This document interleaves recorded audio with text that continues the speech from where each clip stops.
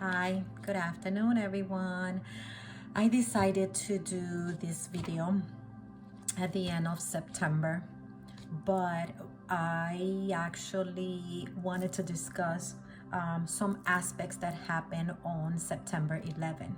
To be precise, 15 minutes after September 11.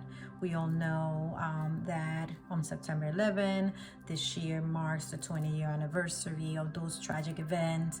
The lives that were lost were honored, and our awareness about how close it is in the backyard of us of being having attacks actually, and feeling what other people feel when it comes to terrorists and all of that. So that is a sad aspect of it, and I understand why people would like to still remember what happened, even though that happened 20 years ago. But there is another aspect of 9/11 that you don't hear very often, and I think it's more beautiful to know what happened. But I will also discuss two different scenarios that happened that are historically proved, that we can even look into the website, internet, and all of that, and find out that these events did happen and how they happened. But with that being said, we all, like I said, we all know what happened on 9/11. But what they don't tell you is that 15 minutes after the attacks of 9/11, something happened that was recorded. And that's the part that I want to focus on, because it shows the power of prayer. And with that being said, I will also relay that with our heart. And the reason for that is because when you are praying or meditating, the entire being of yourself gets connected through thought and through emotions with God. And when you do that, you create a field of energy that is extremely powerful.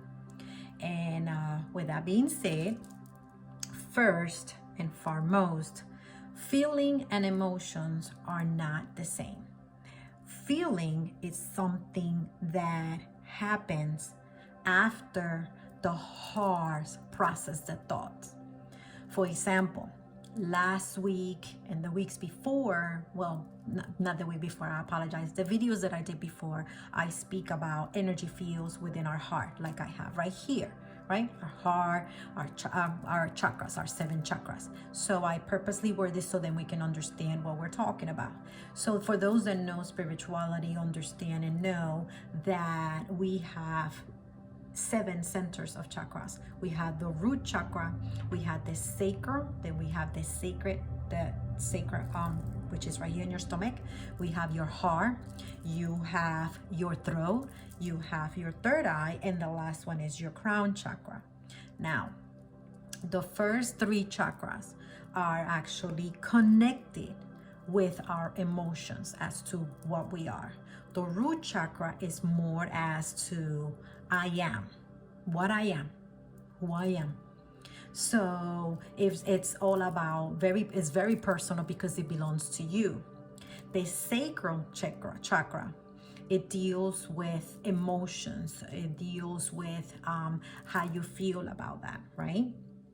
And then is the upper chakra. This is why sometimes, which is in your stomach, this is why sometimes when we are afraid, when you are nervous, and when you have these crazy emotions that you cannot control, you feel it in your stomach. Some people get the running, some people feel like throwing up, some people get such a bad anxiety that makes them sick in their stomach.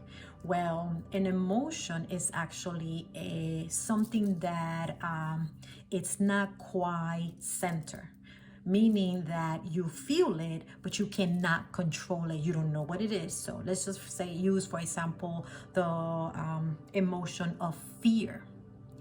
according to what I understood and the lectures that I've been having, fear, it's an emotion that it cannot be controlled because you just feel it.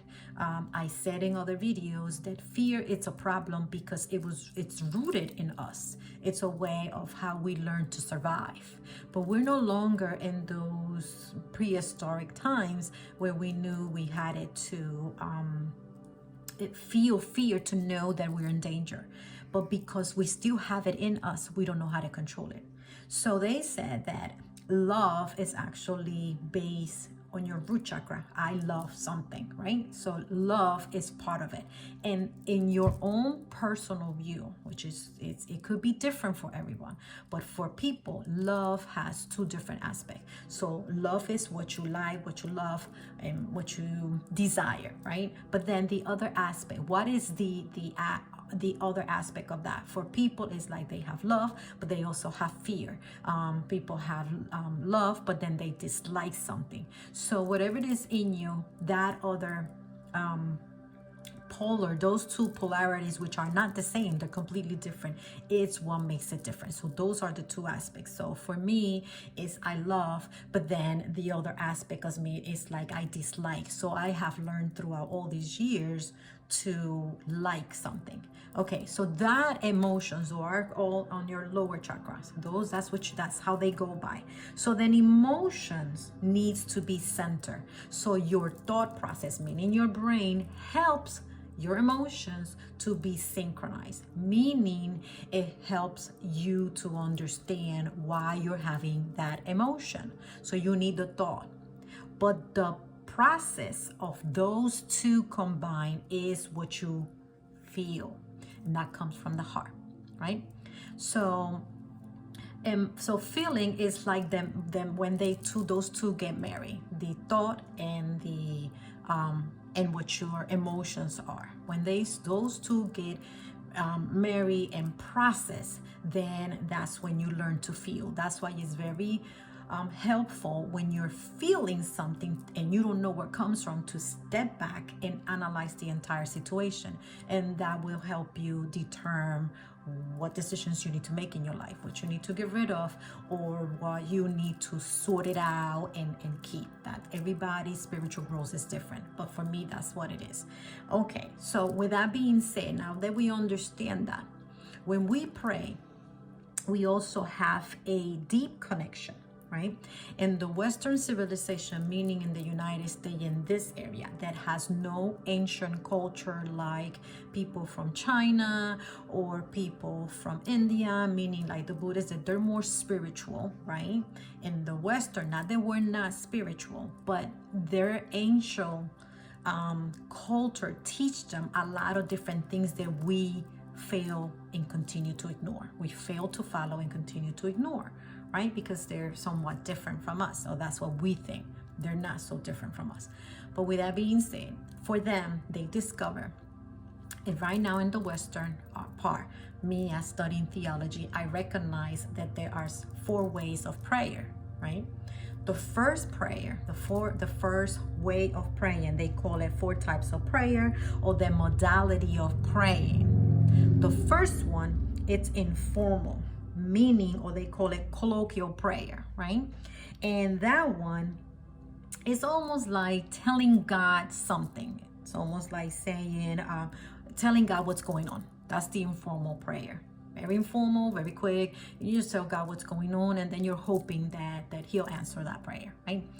That's the first one. The second one is called petitionary prayer. Now, this one is the one that you hear when you know, for example, somebody's ill, so you ask God for aspects of healing within yesterday, bringing it today, and moving forward in the future. That's a petitioner prayer, because you're asking for something that you would like to receive or see in today, right? The third one is called the ritualistic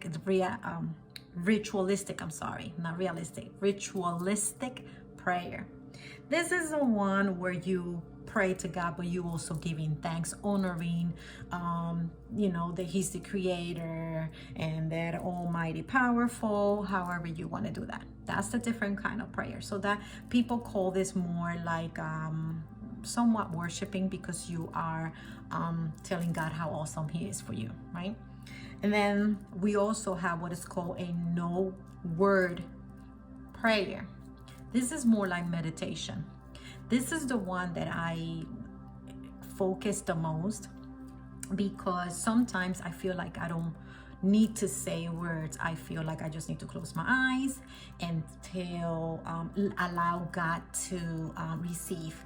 And in this one, what they're saying is that through this type of prayer, it's almost as if you were connecting with something around you, meaning that you understand that there is a presence.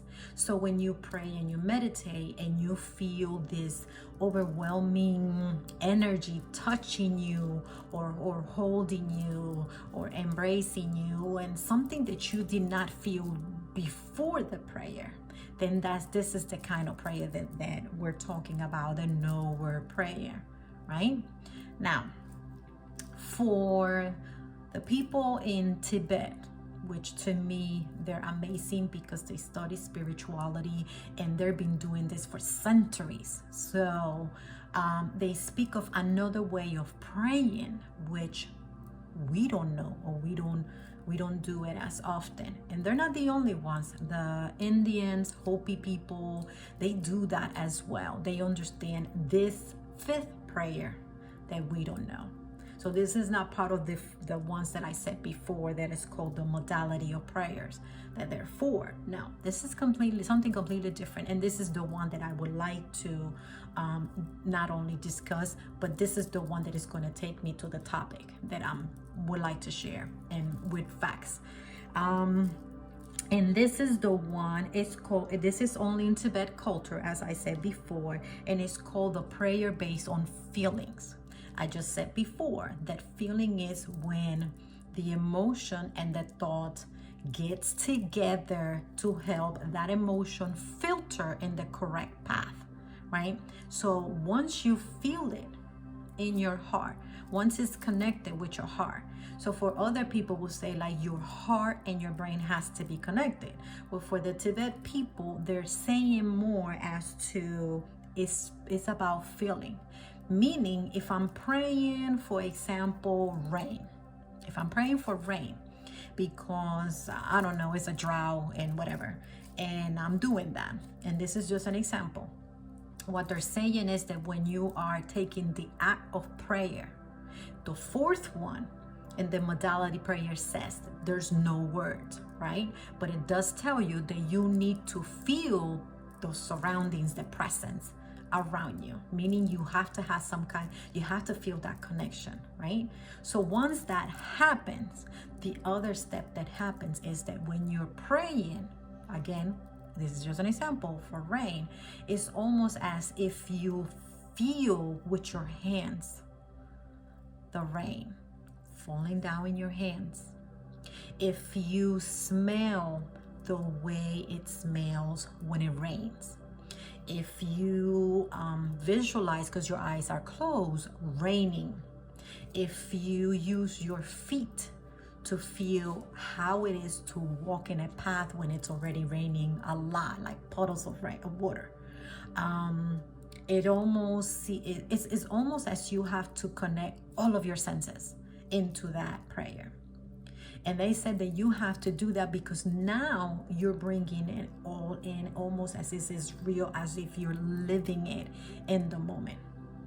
You don't say as, oh, I hope it rain, please, help us bring water and all of that. No, because when you're saying something like that, that is informative. You're letting him know what's going on, but you're not being attached to what is at stake right here. And when you're saying something like that, you already making yourself aware that there is no rain. So the possibilities are that it will not rain.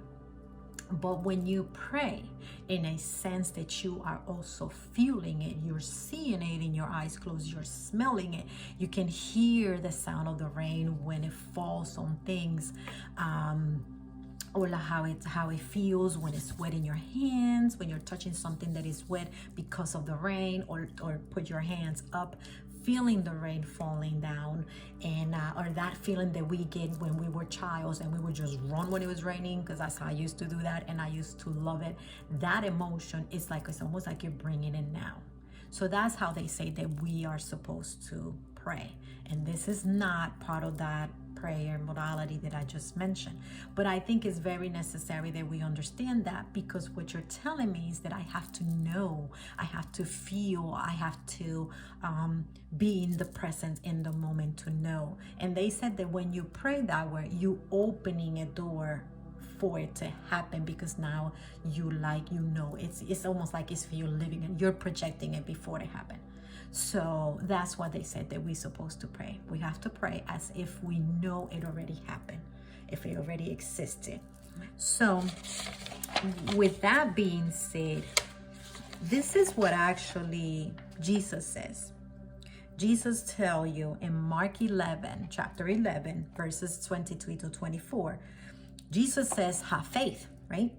And he answered also, truly I tell you, if anyone says to this mountain, go through yourself into the sea, and those no doubt in their heart but believes that what they say will happen, it will be done for them. Therefore I tell you, whatever you ask for in prayer, believed that you have received it, past tense, and it will be yours.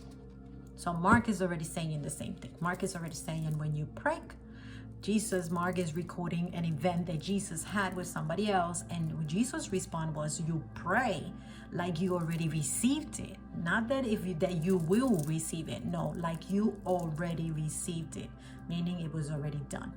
So your heart has to be that. But Timothy 1 Timothy says also, actually chapter 1 verse 5, 1 Timothy says the following: the purpose of my instructions is that all believers will be filled with love that comes from a pure heart, a clear conscience, and genuine faith.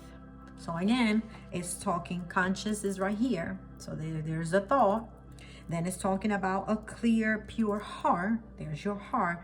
So remember, when the emotions that you feel marry your thought, then that synchronizes the heart, but your heart has to be pure. If your heart has hidden information, hidden motive, it would not work either. All right, so we have to keep that in mind. It has to be pure. Now, I would like now to share the power of prayer based on facts. Greg Braden is a scientist, guy that promotes him a lot, but he's actually a geologist. So he studied the earth, the evolutions of everything that has to do with the earth, right? That's his doctorate degree. But he has spent over 20 plus years, probably more than that, the last 30, 40 years of his life, studying in different places like Tibet, Egypt. And he did that because there is a spiritual aspect that he feels that he needs to embrace. And with that being said, even though he is a doctor, he is one of those doctors that now we also see a lot that are trying to incorporate the science aspect of verifying certain aspects that people haven't done before, especially those that have to do with theology and the aspect of God itself, the creator, right? And he was saying, right, that we have to create, he was actually one of the first ones that I heard, that we have to create a balance between the heart and a coherent habitation between the heart and the brain. He was actually the first one that I heard it from. So I've been following him for at least 2 to 3 years, and he's completely amazing. And again, his name is Greg Braden. You can see all of his videos on YouTube for free, or if you're interested and you like me, loves to hear stuff, more stuff about it, you can actually sign to Gaia, and Gaia has thousands and thousands of programs that has him and many other doctors that speaks about spirituality and prove with science. And that's the level that I'm getting into.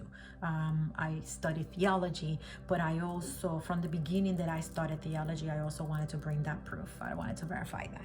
So with that being said, this is, now that I discussed that, right, let's just first say 2 aspects, right? The first fact that happened was back in 1972. And in 1972, 24 cities in the United States were used to conduct an experiment. And this experiment brought, first, they used people, they trained them, they trained them to be connected within the prayers, within the spirit, and they were supposed to feel, connect the thought and the emotions, and in their heart create an energy field from their heart that it was based on peace, just on peace, right? They were strategically placed on 24 cities in the United States. And when they were conducting this experiment, they strategically was placed, as I said, in those cities where the population was somewhat 10,000 people at that time. Again, I'm talking 1972. And this information was well documented, and it was very well known to the studies early in the 70s. When these experiments were conducted, right, they were precisely doing prayers of fueling peace, as I mentioned before. And when they were doing that, beyond the buildings, let's just say I'm in this house right now, well, beyond this house, right, these people were experiencing, right, that these people were experiencing or conducting these prayers. What they noticed is that surroundings around the building where they were conducting, they discovered that the violent crime drastically reduced. Traffic accidents also reduced during those times, and that these people were experiencing. In Chicago, for example, they conducted that when these studies were conducted, so when people were placed there, the stock change soared while peace was in place. Meaning that while they were doing these prayers through peace, feeling peace and feeling joy and love and all of that, but specifically the conducting of those prayers was emanating peace from their heart, or like that feeling that like what gives you peace, all of that came down, right? After this experiment stopped, meaning the prayers, the old statistic, all this, that they actually cover all this data. And what they noticed was that time after time, when all the experiments stopped, right, they stopped collecting information, they noticed that they were able to bring statistic and show proof that the violence and all of these things drop. However, what they also say was that not only did they drop, but that once they stopped the prayer, everything was reversed, meaning everything went back to the way it was prior from the prayers. So if in 1 of 3 they were like people being murdered, then that means that the violent crime, regardless of what that was, it increased back again, it went back up, right? Now, what's interesting was that this didn't just last in 1972. This continued until the 1980s somewhat. And what they did, they collected so much data throughout that time frame where they knew that this is oh my goodness, this is working, that they used the same method, and they took the same people that were conducting these prayers and they took them to Israel and Lebanon when that was happening back in the 80s, right? The war between those two. And what they did, again, they were able to place people in positions that were tore down at what they call tore down areas because of war, so they can do the same thing. So they can conduct prayers, and they were called those prayer windows when they were doing these prayers. And they were so fascinated with the information that they did these prayers different days. They did them in the weekdays, they did it on the weekend, they did it on the holidays, they did it different times of the month, because they want to make sure that nothing outside was changing the perspective of the prayer. What's interesting is that once all this was collected, not only they say that when they were placed in Lebanon and Israel, they said, one, the terrorist activity dropped to zero, the crime against people declined, and the hospitalizations also declined. These different times, they did, like I said before, they did it during different times and all of that. And after the study was completed, the effect of prayers carries out to the community. Now, what they did was that this was so accurately conducted. The studies were so accurately conducted that in 1988, a journal called General Conflict Resolution showed the empirical evidence of all these researches. And what they discovered was that what they did in the United States in the 24 cities and what happened in Israel and Lebanon is living proof that when people are situated in specific areas, right? And remember that I said that in the ones that were on the 24, that they were on the 24 cities, they were placed there. Most of those cities were at least 10,000 people that were living in those cities that they strategically placed these people. So we have to remember the 10,000 because it was one person in each city in different areas, right? And that's how they were able to know exactly what happened, because like right now, I live in this specific area. Like for example, I used to live in 6525, right? But everything around me, everything from outside that house would have been connected to that prayer, and everything was changing drastically in a beautiful way, where accidents, and again, that's just an example, not that I did that, but that's just an example. So with that being said, what all this is telling me, that those different events, again, we're talking back in early in 72, what was done in 1972 in the United States in those 24 cities, they had so much data collected that they wanted to continue the experiment and repeated it when war in Lebanon and Israel was happening in early 80s. And we all know that that war continued between 1978 all the way until 2000. That's where it was at peak. So in the 80s was at its peak, and they were still able to bring the terrorist attacks down, criminality went down, hospitalizations were down, all of that was down. So what we were doing, what are we learning from this? All right. So now, before I said the conclusion part, let's go now fast forward to the events in 9/11, which had happened in 2011, right?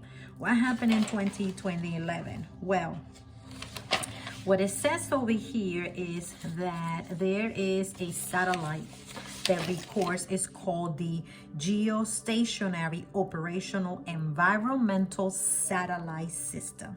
And what this does is this satellite collects information that is about weather forecasting, severe storm tracking, meteorology research, spacecraft, ground-based elements, including reading the magnetic fields of the Earth. The magnetic fields of the Earth is something that looks like that. These are the magnetic fields. So that satellite reads this. This happens all the time. This is constantly happening, right? So why that? I point that out because what we just saw, or what we just read that I read before about the connection to prayer coming from the heart, right?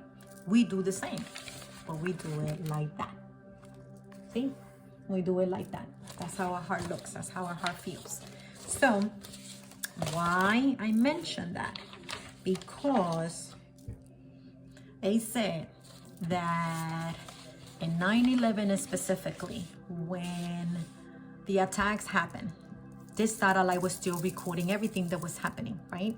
But they were not paying attention to certain things. So 9/11 passed, all of those days passed. I don't know exactly when it started, but they realized that the electromagnetic fields of the earth went skyrocketing.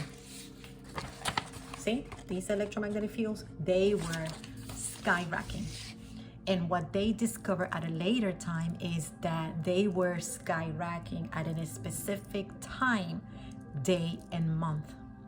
And when they retrieved the information, they realized this was actually 15 minutes after 9/11. So what happens? At 15 minutes after the attack, we have to remember now, where were we? What we were doing back then. I remember where I was. I was in my house. I remember my husband was working. I remember my kids were in school. So my first thought was, go get the kids. So I called the school. I said, I'm on my way. I want to pick up the kids. So I pick up the kids. But while I'm on my way picking up the kids, told my husband what I saw, if he saw it, making sure that he was okay too, because he was working 24 hours that day. And I wasn't, but I wanted to make sure that everybody was okay. I just knew that I needed to bring my children. But I also knew that the sadness, still remember the sadness that I felt for those that were in those buildings, and all of them, and the lives and the sadness that it was created. It was so overwhelming that I remembered I was crying.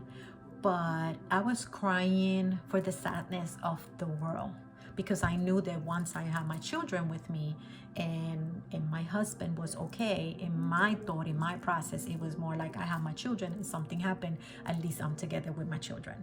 But at the same time, it's just the sadness was overwhelming.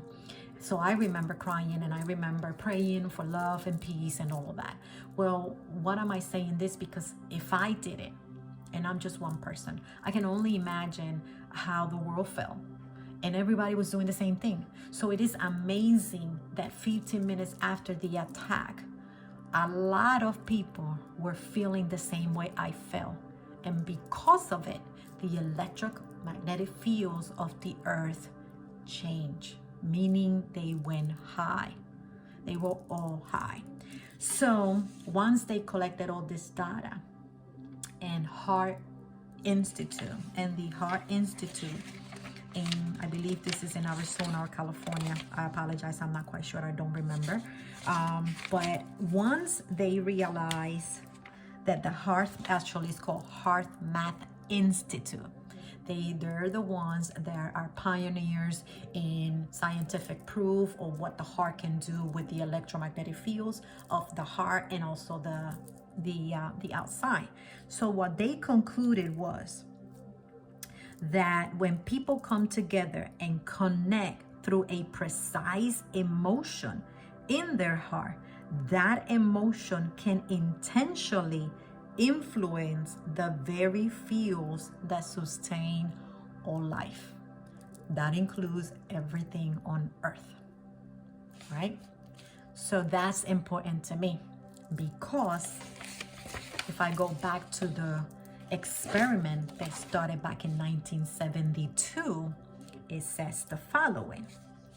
That says that this is the number part, the mathematical part about it. So once that data was collected back in the 80s, what they concluded was that there is a racial part of it that we have to understand. And if we look at, for example, a population of 1 million, right? We take 1% of that million, then take the square root of that percentage, we come out with 100.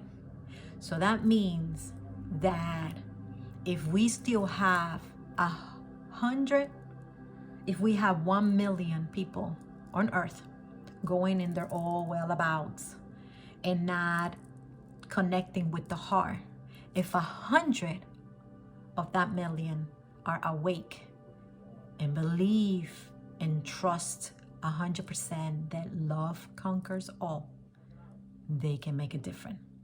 So now I'm going to take it further.